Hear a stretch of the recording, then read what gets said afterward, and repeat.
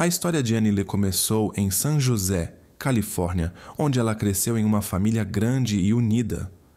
Todos que conheciam esta jovem de 24 anos notavam seu incrível trabalho árduo, educação e abertura às pessoas. Ela possuía uma determinação surpreendente e um excelente senso de humor. Sua mente brilhante se manifestou desde cedo. Annie se formou na escola com distinção como a melhor aluna, e seus colegas de classe brincavam dizendo que ela seria o novo Einstein.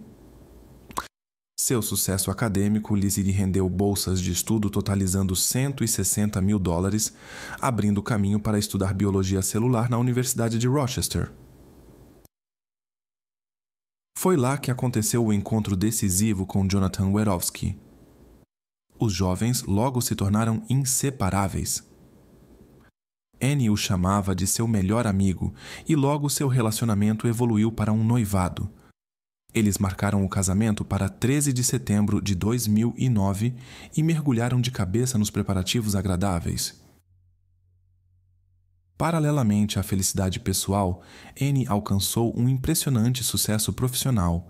Foi aceita na prestigiosa Universidade Yale para obter seu doutorado em farmacologia. Ela participava ativamente da vida no campus e até escreveu um artigo sobre segurança para a revista universitária Bee Magazine, intitulado Ordem Pública em New Haven. Na época, os apaixonados viviam a 76 milhas de distância um do outro. Jonathan trabalhava em seu doutorado na Universidade de Columbia, o que tornava o casamento próximo especialmente aguardado. Em 7 de setembro de 2009, 5 dias antes da celebração, Annie, cursando seu último ano em Yale, sentia uma tensão crescente. Ela ligou para sua amiga Jennifer, compartilhando dúvidas sobre se não eram jovens demais para casar. Jennifer a tranquilizou, atribuindo tudo ao nervosismo pré-nupcial e à carga de estudos. Em 8 de setembro, Annie planejava concluir seus trabalhos no campus antes de partir para Long Island. Pela manhã, ela chegou de transporte ao seu escritório e depois se dirigiu ao laboratório no prédio da Amistad Street, número 10, sala G13, onde conduzia suas pesquisas. Quando o dia estava terminando e os estudantes iam para casa, as colegas de apartamento começaram a se preocupar. Annie deveria ter retornado muito antes. Às 9 horas da noite, após várias tentativas sem sucesso de contatá-la, elas procuraram a polícia de New Haven. Jennifer observou que Annie sempre foi muito cautelosa, nunca caminhava sozinha no escuro e sempre pedia que alguém a acompanhasse para casa quando trabalhava até tarde. A ausência de ligações dela naquele dia causou séria preocupação. No escritório de Annie, a polícia encontrou sua carteira, chaves, bolsa e telefone, todos em seus lugares habituais. A presença dos pertences pessoais indicava que ela planejava retornar ao escritório em breve após sua saída. Não houve movimentações em seus cartões bancários e o telefone permaneceu inativo desde que ela o deixou no escritório. Aparentemente, ela levou consigo apenas o cartão de identificação da Universidade Yale que usava para acessar os laboratórios. As câmeras de vigilância confirmaram que foi Annie quem usou seu cartão ao entrar no prédio na rua Amistad, número 10, por volta das 10 horas da manhã. Ela carregava algum objeto que é difícil de identificar na gravação, mas, presumivelmente, eram materiais para sua pesquisa. Pelo que se pode observar no vídeo, naquela manhã tudo parecia normal. Ela caminhava tranquilamente, ninguém a seguia e ninguém a parou no caminho. No subsolo, onde ficava o laboratório da Annie, havia apenas uma câmera instalada, e ela não registrou sua passagem pela porta. Às 12 horas e 50 minutos do mesmo dia, o alarme de incêndio disparou e o prédio foi evacuado. Um dos técnicos que atendia à sala G13, chamado Ray, compartilhou algumas informações. Ele não era estudante de Yale, mas trabalhava lá há algum tempo. Segundo ele, começou a trabalhar às 7 da manhã e viu Annie na G13. Ele também mencionou que acreditava tê-la visto saindo do laboratório pouco antes do alarme disparar. No entanto, ao revisar as gravações das 70 câmeras da região, isso não foi confirmado. A Universidade de Yale ofereceu uma recompensa de $10.000 por informações sobre o paradeiro de Annie. Seu noivo voou de Nova York e sua família veio da Califórnia para ajudar nas buscas. O desaparecimento incomum de Annie logo atraiu a atenção da mídia. Repórteres lotaram o campus e mais de 100 agentes da lei se juntaram às buscas. Inicialmente, os investigadores consideraram diferentes versões do ocorrido, incluindo a sugestão de alguns de que Annie poderia ter mudado de ideia sobre o casamento e partido. No entanto, amigos e familiares logo refutaram essa versão. Annie planejava o casamento há mais de um ano e estava muito animada com o evento que se aproximava. Uma de suas amigas contou que Annie até estudava as previsões do tempo para garantir que o dia da cerimônia teria um clima perfeito. Miss Tumble. O dia do casamento deveria ser especial. Annie havia pensado em cada detalhe, dos guardanapos aos arranjos florais. Seu súbito desaparecimento alguns dias antes da celebração parecia inexplicável. Durante uma nova inspeção do prédio, foram encontradas marcas em uma das prateleiras da sala G13 e na sala de depósito G22 foram encontradas contas do colar de Annie. Em 12 de setembro, a polícia iniciou uma verificação minuciosa da sala G13.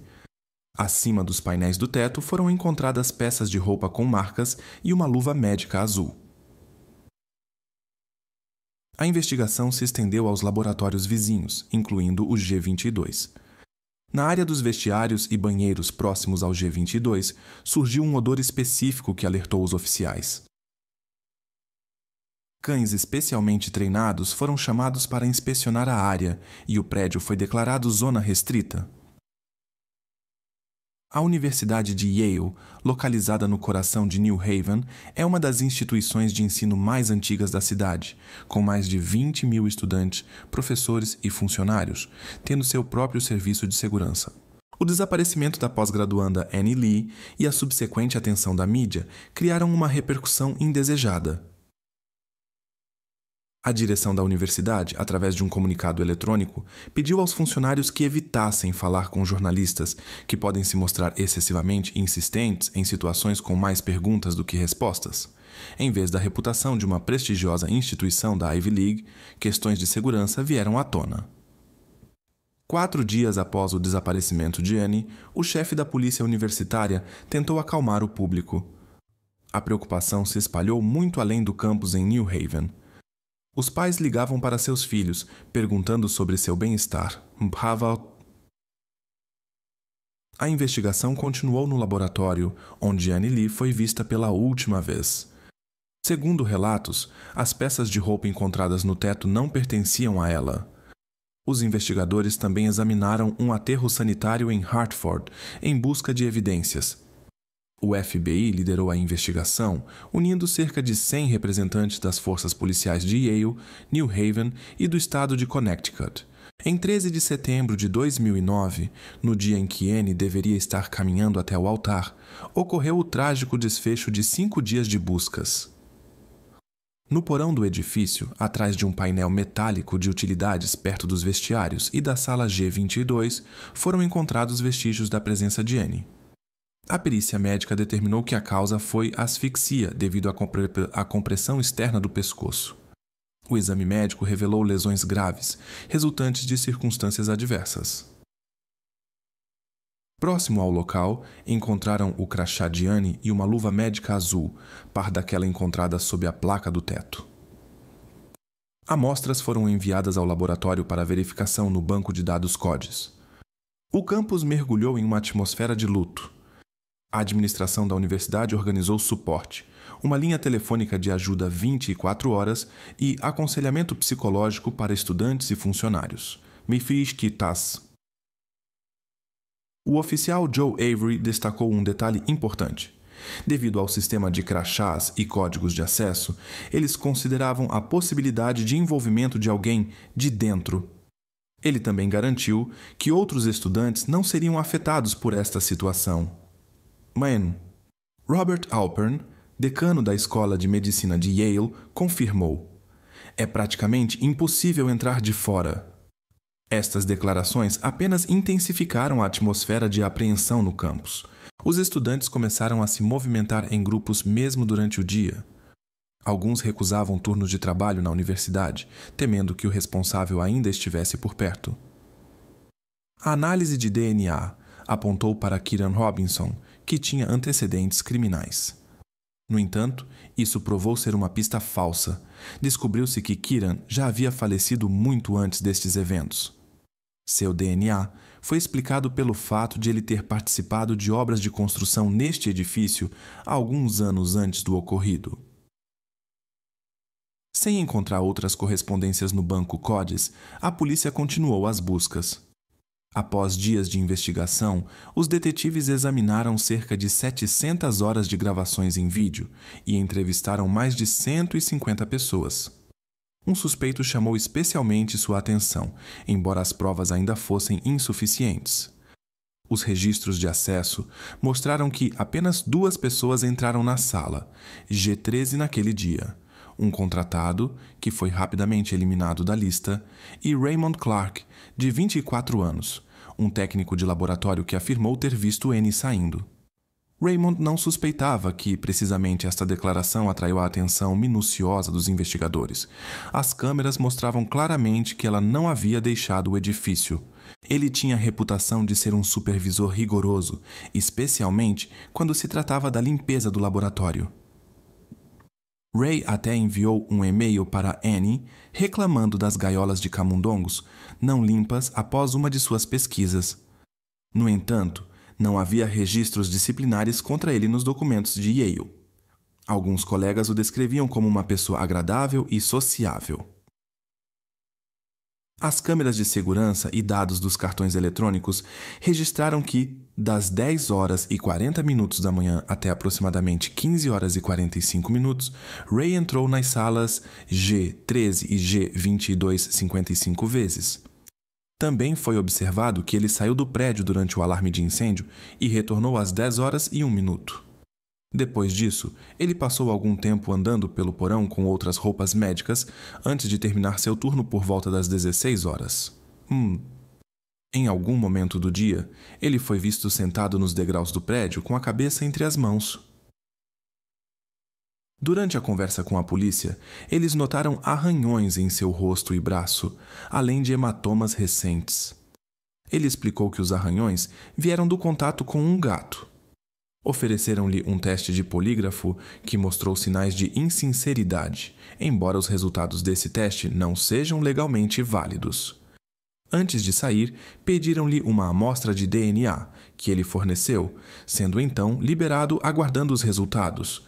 Por volta das 8 horas da manhã, a polícia recebeu autorização para agir.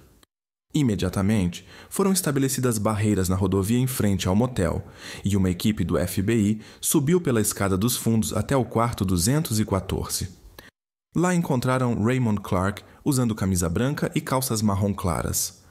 Logo depois, algemas apareceram em seus pulsos. Ele foi levado ao departamento de polícia de New Haven em um carro com vidros escuros. 2 horas após a detenção, ocorreu a primeira audiência judicial no caso Annie L. Segundo a ABC News, Clark estava sob vigilância há vários dias, primeiro discretamente, depois mais abertamente, pois ele se tornou o principal suspeito da investigação. Theresa Minch. O renomado criminalista Dr. Henry Lee, ex-comissário de polícia de Connecticut e atual diretor de seu próprio centro de criminalística na Universidade de New Haven, consultou a equipe de investigação. Ele destacou a importância dos dados dos cartões eletrônicos que ajudaram a reconstruir a cronologia dos eventos no prédio do laboratório naquele dia. Os cartões eletrônicos mostram a oportunidade e os meios. Os dois certamente estavam lá juntos. Os dados dos cartões de acesso confirmam sua presença naquela sala, a última onde ela foi vista. Essa informação foi crucial, explicou o especialista. Restava o último elemento do quebra-cabeça, a análise de DNA. Na noite anterior, O chefe de polícia de New Haven declarou que uma única correspondência com a amostra de uma pessoa cuja presença no local foi confirmada seria suficiente para tomar medidas decisivas. Esta manhã, o Dr. Lee soube da detenção do suspeito. Quando perguntado se suspeitava imediatamente que estava relacionado à correspondência de DNA, ele respondeu afirmativamente. Para todos, esta foi uma notícia há muito esperada. Raymond Clark foi transferido para uma penitenciária de segurança máxima em Suffield, Connecticut. O chefe de polícia de New Haven confirmou que há apenas um suspeito neste caso. Ele também observou que nunca houve um relacionamento romântico entre Annie Lay e Raymond Clark. A família do noivo de Annie, com quem ela deveria se unir no fim de semana passado, emitiu um comunicado. Agradecemos a todos que participaram dos preparativos do casamento que não aconteceu por sua compreensão silenciosa. 4 mandados de busca e os resultados da análise de DNA confirmaram o envolvimento do suspeito. Material genético de ambos os envolvidos no caso foi encontrado na peça de roupa escondida na parede e no jaleco de Ray, Dick Nwinch. Naquele dia, Ray assinou o registro com uma caneta verde. A mesma foi encontrada no laboratório, também contendo traços de DNA de ambos. Os dados dos crachás eletrônicos e as gravações das câmeras de segurança complementaram o quadro geral.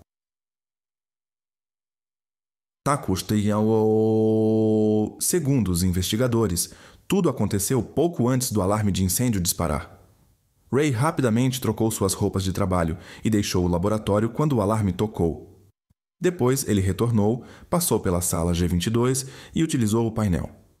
Os investigadores afirmam que as evidências coletadas são suficientes para a acusação, mesmo sem estabelecer um motivo. Apenas o suspeito conhece as verdadeiras razões de suas ações. Talvez as descobriremos no tribunal, ou talvez nunca, observaram. O advogado de Clark, Joseph Lopes, pretende apresentar uma queixa sobre o vazamento excessivo de informações da polícia para a mídia. O pastor Dennis Smith pediu orações para ambas as famílias. Quem sabe o que realmente aconteceu? Se ele estiver realmente envolvido, tanto ele quanto sua família precisam de nossas orações. A única pista para entender o motivo foi um e-mail.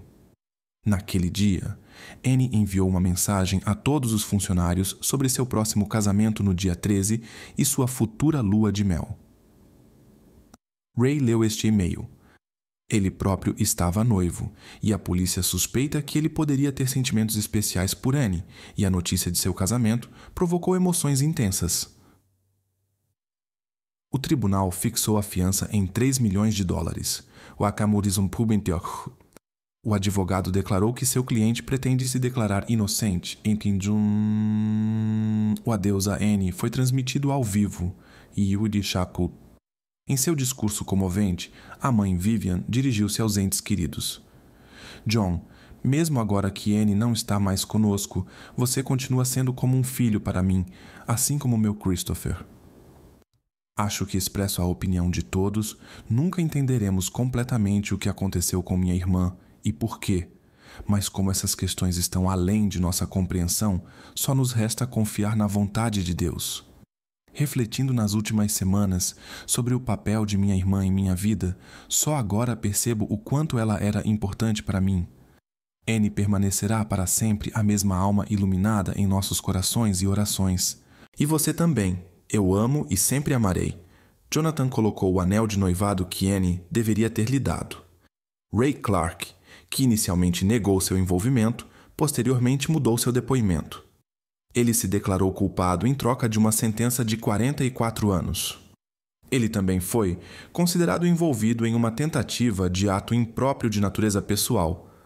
Esta confissão foi formalizada de acordo com a doutrina Alford do estado de Connecticut, significando que o acusado não concorda com os fatos, mas reconhece a suficiência das evidências para uma condenação. Ray Clark será libertado em 2053, quando tiver aproximadamente 70 anos. O pai de Ray, Raymond Clark Jr., declarou: "Com o coração pesado, estou diante de vocês. Viveremos nossas vidas sabendo que ele está em uma instituição correcional, mas nos orgulhamos que Ray assumiu a responsabilidade, que o estúdio... Quero que saibam. Ele sente profundo arrependimento desde o início. Isquiichissou. Perdi a conta de quantas vezes ele, sem conter as emoções, me falou sobre seu arrependimento e como o atormenta a consciência do que aconteceu com Annie. A mãe de Annie não esteve presente na leitura da sentença devido ao peso emocional do momento, mas expressou a satisfação da família com o resultado. Embora o culpado tenha sido encontrado e condenado, a verdadeira razão do ocorrido permanece um mistério. Ray nunca explicou seus motivos.